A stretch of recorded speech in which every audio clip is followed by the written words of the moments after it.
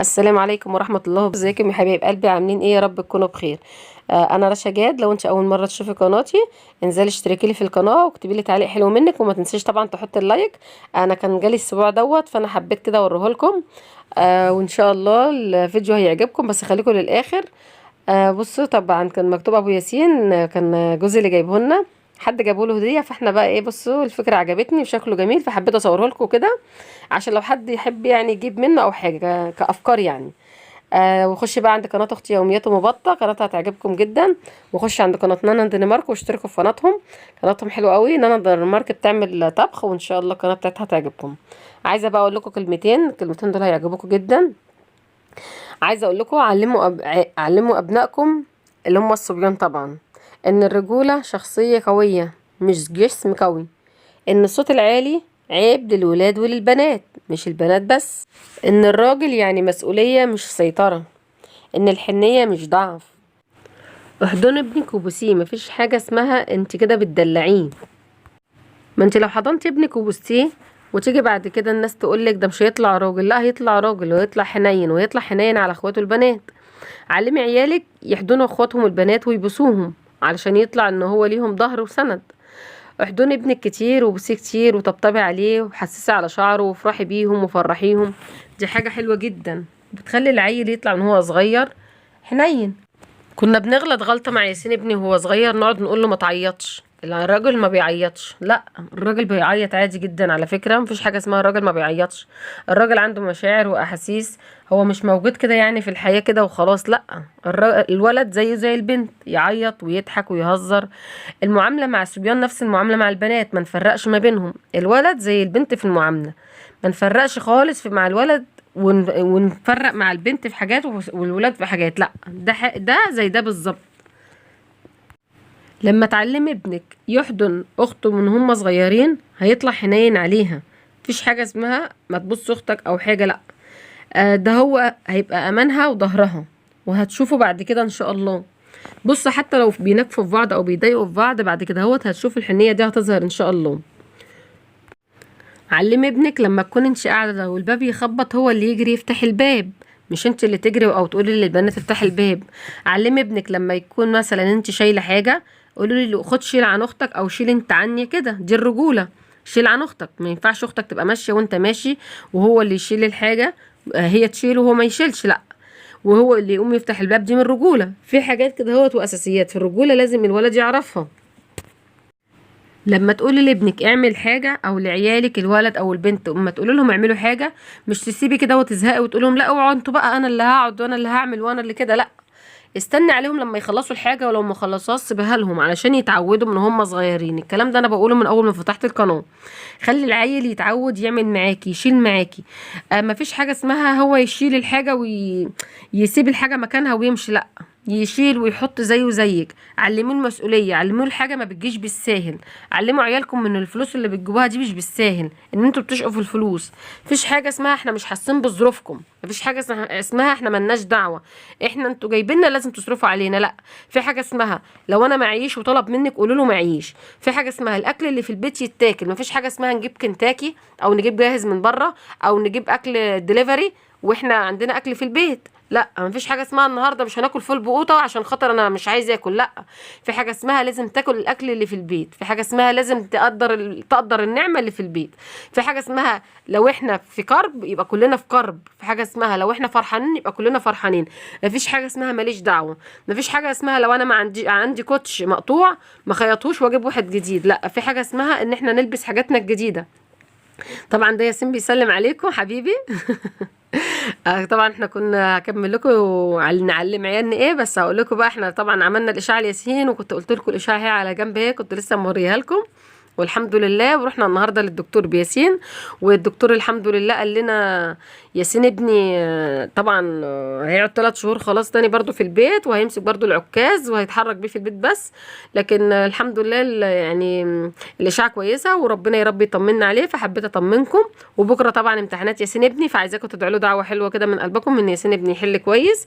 هو هيخش لجنه خاصه، وانا كده فرحانه ان ياسين ابني الحمد لله طبعا هيتحرك بالشقه، بس هيكون احسن من اول. وطبعا سمع ياسين ابني هو قاعد جنبي وسامعني، وبقول له بكره بكره تبقى احسن من الاول ياسين ان شاء الله. وربنا كاتب لنا حاجه حلوه ما نعرفش ايه هي.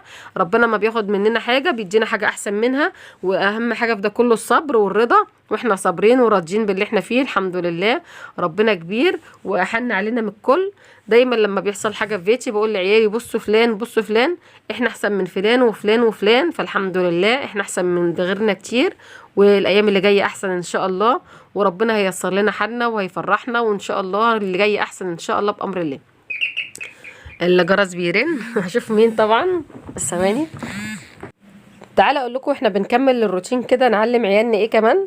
نعلم عيالنا ان كانوا صبيان ولا بنات، لما يكونوا راكبين عربيه وشافوا حد كبير يقوموا له ويقعدوه هو. مفيش حاجه اسمها لا ده احنا اللي قاعدين، ده احنا رجلنا وجعانا. بصوا، اما مش حكايه ان انت تعلمي عيالك الف ب او تدخليهم جامعات وما تعلمهمش مثلا الاصول، او ما تعلمهمش الصح من الغلط، او ان هم ما يقوموش لحد مثلا في حد كبير، بالذات الكبير في السن. امي كانت معلمانا واحنا صغيرين ان احنا نقوم للناس الكبيره. انا امي كانت كبيره وعندها 60 سنه، ولما حد كان يركب العربيه راجل كبير وممكن يكون قدها كانت تقوم له. فاحنا اتعودنا من كده من واحنا صغيرين، لو راكبين اتوبيس او عربيه لازم نقوم للراجل الكبير دوت. نعلم عيالنا ان ستك وجدك لهم عليك حق، ان تروح تقعد معاهم حتى لو ربع ساعه، لو قعد معاه يعني ده حق عليك، مش عشان خاطر انت بتجاملهم ولا اي حاجه، لا. علموا عيالكم ان المسؤوليه في الرجوله. وعلمي ابنك قولوا له انت راجل، انت اخ، انت اخو اخوات، يعني انت حنين على اخواتك، انت صاحب مسؤوليه، انت راجل، انا اعتمد عليك. انا طول عمري بقول لعيالي انتوا يعني بسمله وياسين وكده وجوزي، والحمد لله يعني جوزي راجل مواقف، وطبعا ابني وعيالي طالعين زيهم بتوع مواقف. فاحنا عايزين نعلم عيالنا كده، نعلمهم يحمدوا ربنا، نعلمهم ان هم يشكروا. قولوا شكرا. عارفين من وانا صغيره بقول شكرا، زي امي، زي ما شفت امي ما كبرت او هي صغيره حد يعمل لها حاجه ولو حاجه صغيره فلازم تقول ايه شكرا. لازم تعرف الناس ان انت ايه، مش شكرا عشان انت، يعني شكرا ده تقدير وتحمدي ربنا. حته الشكر ديت ان انت حتى تشكري الاخوات بينهم ومن بعض. يعني اما ابنك تعملي حاجه لازم ابنك تقولي له تسلم ايدك. على فكره لما باجي اعمل اكل والله العظيم والله العظيم لحد وقتنا هذا لما بعمل اكل لازم عيالي يقولوا لي تسلم ايدك. ليه؟